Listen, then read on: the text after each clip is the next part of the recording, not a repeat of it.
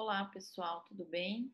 Agora eu vou gravar para vocês a aula de exame físico do sistema respiratório, tá? Como das outras vezes, a aula terá que ser gravada em mais de um vídeo por conta do tamanho da aula, certo? Então assistam aí todos os vídeos que eu postar aqui para vocês. Então, o exame físico do sistema respiratório, tá? A primeira coisa que nós temos que fazer é a avaliação da respiração. Então, como em todos os outros sistemas, a gente começa pela anamnese. Vou perguntar qual é a queixa do paciente, qual é a história pregressa da doença, né? Então, quais doenças ele já tem, há quanto tempo. Se tem alguém na família que tem história de doenças respiratórias e outros dados psicossociais que vocês considerarem importantes.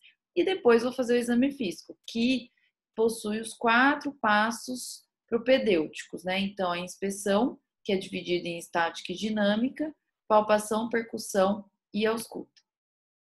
Então, na anamnese, pessoal, o que nós vamos perguntar, né, que é mais importante? Então, primeiro, se o paciente tem queixa de dispneia, que seria a dificuldade de respirar, né, falta de ar, como popularmente é conhecido, se ele é tabagista, quantos cigarros ele fuma e quanto tempo ele fuma, qual a ocupação, a profissão do paciente, para ver se existe algum risco no sistema respiratório, condições de habitação, se onde ele mora tem umidade, mofo, se tem queixa de tosse, hemoptise, né, que seria a tosse com sangue, secreção, né, nas vias aéreas, quantidade e aspecto dessa tosse, dessa secreção na tosse, tá? Então, esses são dados importantes que se referem ao sistema respiratório.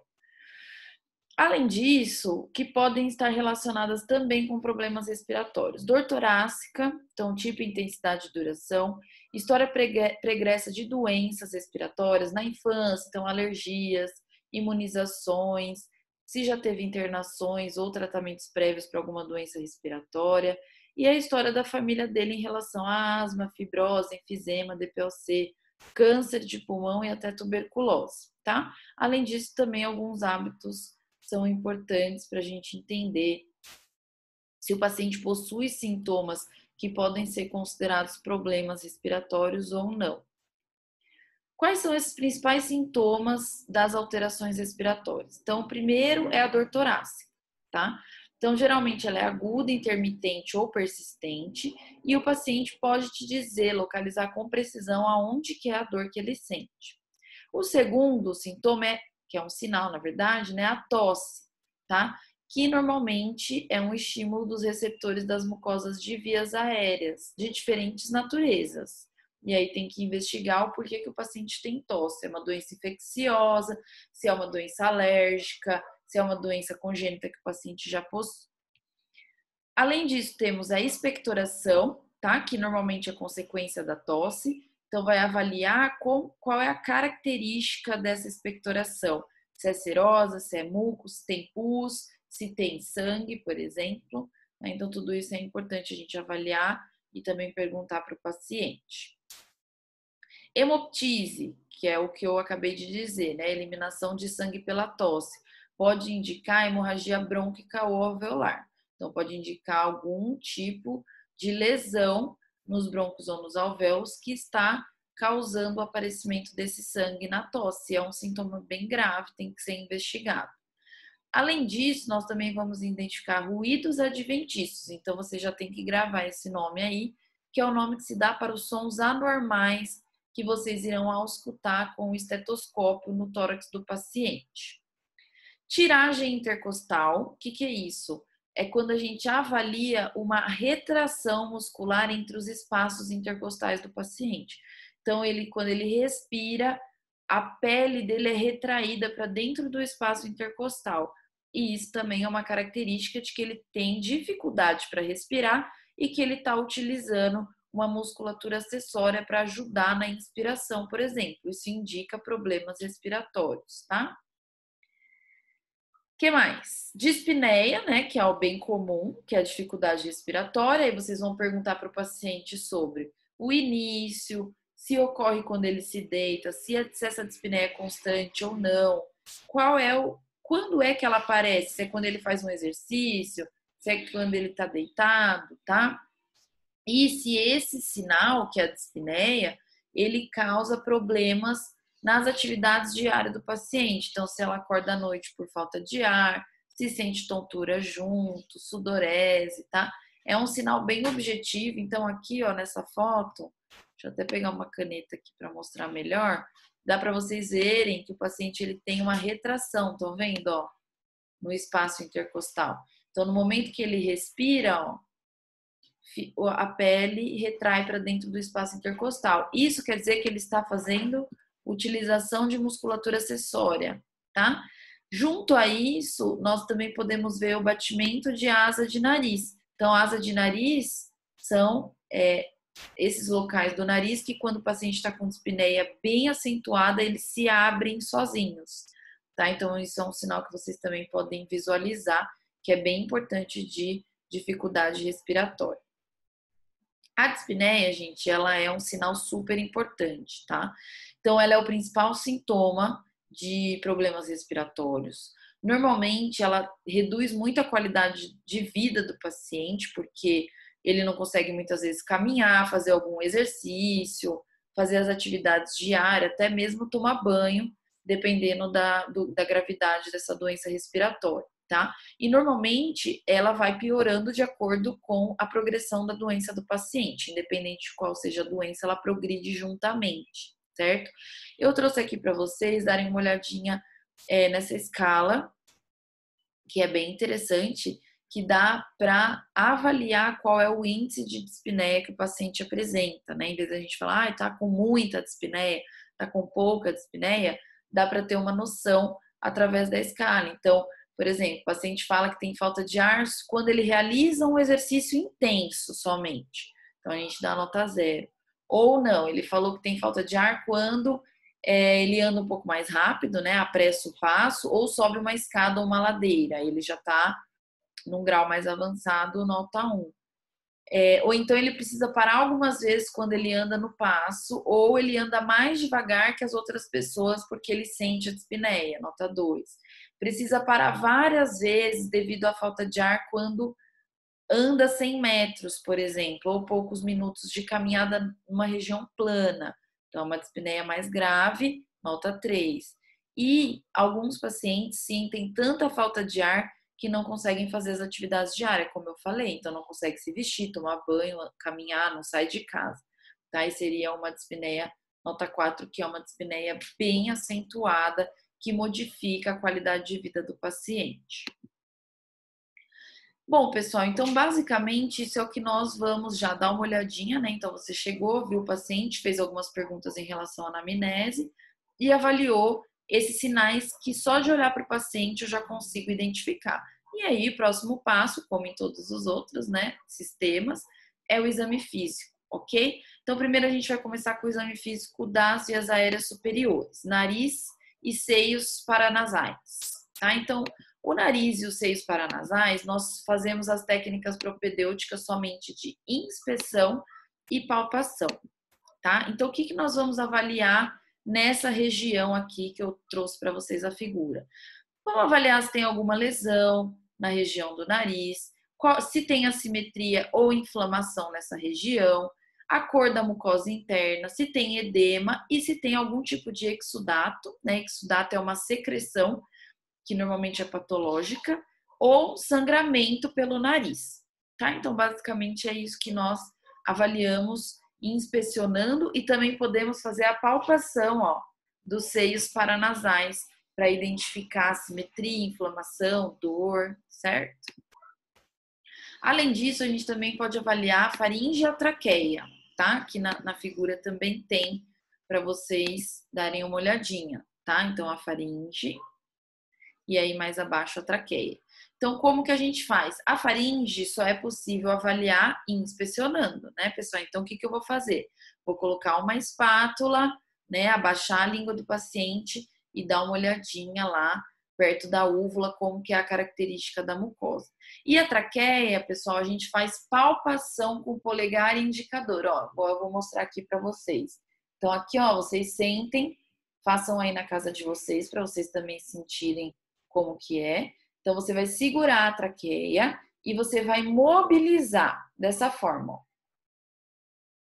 tá? Então, o normal é que a traqueia do paciente seja móvel, ok? Se ela tiver traumatizada, se essa tiver, quando você palpar, você sentir algum nódulo, isso pode considerar uma alteração, tá? E aí já fiz essa avaliação mais simples das vias aéreas superiores, vou fazer o exame físico do tórax e dos pulmões. O exame físico do tórax e dos pulmões, ele tem como componente os passos propedêuticos todos, como eu falei no início, tá? Então eu faço inspeção estática e dinâmica, palpação, percussão e ausculta. Como que eu realizo, gente? Sempre eu vou avaliar o tórax, né, e o pulmão do paciente lá do ápice pulmonar, então dessa região, e vou em região a base pulmonar, certo? Então tem que lembrar um pouquinho aí da anatomia pulmonar, tá? Vou colocar aqui na caneta para vocês entenderem. Então a gente, ó, avalia desde o ápice do pulmão até a sua base, certo? Então, a avaliação é nesse sentido, tanto quanto em todas as técnicas propedêuticas, a gente sempre faz avaliação nesse sentido, tá? Sempre vou comparar um lado com o outro lado, certo? Para ver se eles têm características iguais. Então, sempre comparando um lado com o outro. Nesse tipo de exame físico, nós precisamos que o paciente tire a blusa, né? Claro, gente, sempre lembre-se de que o ambiente tem que ter tranquilidade e que mantenha-se a privacidade do paciente, certo? Também é importante que vocês sempre tenham alguém com vocês dentro da sala, nunca fiquem sozinhos com o paciente para um respaldo legal em relação à profissão, tá? Então, pedir para o paciente tirar a parte de cima para você conseguir iniciar o seu exame. Depois disso, o que a gente vai fazer aqui? Avaliar o tórax posterior e o anterior. Então, como, né? Então, eu tenho que olhar tanto a parte da frente como a parte de trás. No tórax posterior, o paciente ele tem que estar sentado, com os braços cruzados e as mãos nos ombros, nessa posição, tá? Porque isso afasta um pouco as escápulas. Então, mais uma vez aí, tendo que lembrar da anatomia, né? Então, as escápulas estão aqui. Então, isso vai afastar as escápulas e vai dar um maior espaço aqui no tórax para vocês fazerem a avaliação, tá? No tórax anterior, nós normalmente podemos fazer com o paciente deitado, em decúbito dorsal, e também sentado. Mas a ausculta, a gente sempre pede para o paciente estar sentado, porque facilita na hora de auscultar tanto a parte posterior como a parte anterior. Fica mais confortável para o paciente, mais fácil dele fazer a expansibilidade torácica também. Pessoal, algumas coisas da anatomia precisam ser relembradas aqui para que vocês compreendam bem quando a gente falar alguns posicionamentos anatômicos, onde você tem que colocar o esteto, por exemplo, como vocês viram em cardio, né? Então, aqui só para a gente relembrar. O tórax, ele tem algumas linhas, tá? Que são importantes que vocês saibam os nomes para no momento que eu citar, por exemplo, coloca o esteto no ponto 8, na linha axilar posterior, vocês saberem onde que é, tá? Então, a gente divide na parte posterior o tórax em linha escapular, porque passa por cima da escápula, a linha vertebral, que passa por cima da coluna vertebral. Aí nós temos na parte lateral a parte axilar dividida em 3 linhas, né? Então a gente tem a linha axilar anterior, média e posterior. E o tórax anterior nós dividimos em linha axilar anterior, linha hemiclavicular, que pode ser direita ou esquerda, e a linha external, que é no centro do tórax, dividindo o hemicorpo, tá? Então, esses são alguns pontos importantes para vocês relembrarem. Aí vamos começar, então, propriamente dita, o exame físico do tórax, ok? Então, a gente começa pela inspeção estática.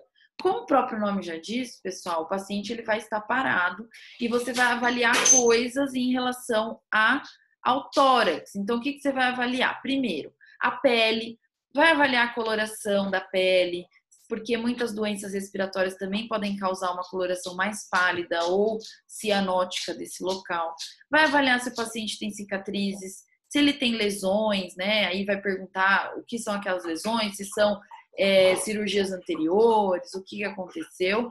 Vai avaliar a distribuição de pelos, a circulação colateral, tá? Que é, muitas vezes, circulação colateral significa você ver que um lado do tórax, por exemplo, tem uma coloração avermelhada e o outro lado tem uma coloração mais pálida, porque às vezes a circulação ela é ramificada de forma não homogênea para ambos os lados, tá? Além disso, vai avaliar se tem abaulamentos, retrações intercostais, que eu já expliquei aqui para vocês, se ele está fazendo uso da musculatura acessória, quando ele está com dificuldade respiratória, baqueteamento dos dedos e o formato do tórax. Vou explicar cada um desses para vocês, tá? Não fiquem ansiosos. Então, aqui, ó, primeiro vamos falar dos formatos, diferentes formatos de tórax. Nem todo paciente vai ter o mesmo formato de tórax. Qual que é o formato normal? O formato normal é quando o diâmetro transversal, gente, ó, lembrando de anatomia de novo, hein? Diâmetro transversal é maior do que o diâmetro antero-posterior, ou seja, o diâmetro de frente para trás do tórax, tá? Então, é só vocês avaliarem o próprio tórax de vocês. Qual diâmetro é maior? O transverso ou o antero-posterior? Sempre no tórax normal, o diâmetro transversal vai ser maior. Tá claro, pessoal, que em algumas situações isso pode mudar, tá? Então, por exemplo, o outro formato de tórax que também existe é o tórax em tonel, que vocês também vão ver na literatura como tórax barril, tá? Esse tórax, ele tem exatamente o diâmetro oposto. Na verdade, ele tem o diâmetro antero-posterior, um pouquinho maior, mas quase igual o diâmetro transversal, tá? Então, é como ele tem formato de um barril mesmo, tá? Por isso que tem esse nome. E aí, só atentar, porque no lactente, ou seja, na criança até 2 anos, e nos idosos, isso é uma característica normal do tórax, tá? Então, o bebezinho, ele vai ter o tórax em tonel até ele começar, até depois dos 2 anos, quando o diâmetro transversal dele começa a aumentar. E o idoso também, dependendo da idade, ele pode apresentar o tórax em tonel por conta do envelhecimento mesmo, certo? Então, esse é um outro tipo de formato de tórax. Ó, aqui tem uma foto que fica bem legal para vocês verem. Olha o tamanho do diâmetro antero-posterior desse idoso, né? Então, é um diâmetro bem grande. Quais doenças podem causar esse tipo de tórax? Efisema pulmonar, tá? Que é uma doença causada principalmente pelo longo período de tabagismo. Então, o paciente que fuma a vida inteira, ele começa a causar uma fibrose aí no alvéolo. Esse alvéolo, ele morre e ele fica hiperinsuflado, tá? E essa hiperinsuflação do alvéolo causa esse aumento no diâmetro torácico. E a doença pulmonar obstrutiva crônica, que na verdade, gente, DPOC é a junção de algumas doenças crônicas pulmonares, como o próprio enfisema pulmonar e a bronquite, tá? Outro formato de tórax é o tórax em funil, tá? Gente, na literatura vocês vão ver, por exemplo, se vocês forem olhar o livro da Alba lá, vocês vão ver que também existe o nome de tórax infundibuliforme, né, um nome difícil, ou então ainda temos alguns nomes em latim, né, na parte anatômica, que é o tórax pectus excavatum. É mais comum vocês verem até esse nome aqui em latim dentro da literatura. O que é esse tórax, tá? Esse desenho aqui dá para vocês entenderem. É um paciente que tem uma depressão no externo, tá? E ele tem esse tórax escavado mesmo, por isso que tem esse nome aí em latim. Esse tórax, ele muitas vezes o paciente nasce com esse tórax, tá? Pode ser uma coisa congênita, e muitas vezes ele pode causar danos, porque ele acaba comprimindo órgãos como o coração e os vasos e necessitando de cirurgia. Em alguns casos não precisa de cirurgia, tá? Mas na maioria dos casos precisa. Então, por exemplo, olhem essa foto aqui desse tórax escavatum. É muito, né, deprimido. Então, isso dificulta o crescimento e a acomodação do coração e do tórax, dos vasos no tórax. Então, isso muitas vezes é necessário uma intervenção cirúrgica, tá? Então, isso pode acontecer ou por distúrbios congênitos, como eu disse, ou também nas doenças como o raquitismo. Outro formato de tórax, mais um, é o tórax de pombo, tá? Que é famosamente conhecido como peito de pombo, ou na literatura vocês vão ler como pectus carinatum, que é exatamente o oposto do scavatum, né? Que é o oposto do anterior que nós vimos. Porque em vez dele ter uma depressão, ele tem um externo deslocado para frente, tá? E aí o aumento também desse diâmetro antero-posterior, certo? Deixa eu ver se tem fotinho aqui, ó. Essa fotinha é bem importante, né? Uma alteração bem importante do tórax pectus carinatum ou tórax de pombo, quando o externo fica bem proeminente. Aí isso é bem comum também no raquitismo e algumas pessoas que têm asma desde criança. Pode acontecer, tá, gente? Não é todo paciente asmático que vai apresentar esse tipo de tórax. Tem que ser uma asma muito severa.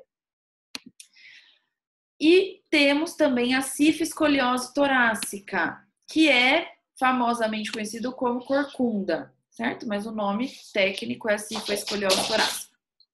Então, nada mais é do que uma acentuação na curvatura do tórax normal. E aí os pulmões, eles acabam ficando distorcidos. É bem difícil auscultar esse tipo de paciente, tá? Se tiverem a oportunidade na prática, vocês vão ver que os sons ficam mais difíceis, a palpação fica mais difícil, porque o tórax ele fica totalmente distorcido. Ó, vou mostrar uma fotinha aqui, dá para ver bem, né? Aqui é uma corcunda bem importante, uma cifescoliose bem importante. E isso pode acontecer por quê? Primeiro, osteoporose, tá? E depois, ó, coisas que vocês fazem o dia inteiro, vício de postura. Então, nós temos mania de ficar com o peso todo das costas jogado para baixo. E isso, com o tempo, vai sobrecarregando a coluna vertebral e o tórax pode ficar dessa forma. Bom, gente, então esses são os formatos de tórax que eu falei para vocês que existem até agora. Um outro sinal que eu falei, que vocês devem ter ficado se perguntando, o que significa isso? É o baqueteamento dos dedos. Essa foto é perfeita, tá? Não precisa falar muito. É isso aqui, ó. É uma mudança na morfologia da unha do paciente. Então, isso aqui, gente, pode se dar por vários fatores, tá? Então, pode ser que seja genética mesmo, que a pessoa tem essa morfologia. Os pacientes cardiopatas e com doenças respiratórias são os que mais apresentam, mas também pode advir de doenças articulares e cirrose. Então, ó, em vez do dedo ter esse grau, esse 160 graus aqui de ângulo, ele apresenta um ângulo de 180, inverso, ok? E aí, por quê? Isso normalmente acontece com pacientes que são submetidos a longos períodos de hipoxemia. O que significa isso? Baixo oxigênio no sangue. E aí ele vai mudando a conformidade dos dedos. Então, isso é uma característica importante de se avaliar quando você faz o primeiro contato com o paciente. E aqui tem uma foto de cianose de extremidades, né? Que os dedinhos ficam azuis. Certo, pessoal? Então, por enquanto é isso. Eu vou fazer mais um vídeo, tá? Para vocês, pra gente não ficar com um vídeo muito pesado. Então, assistam o próximo vídeo para eu finalizar essa aula. Até mais.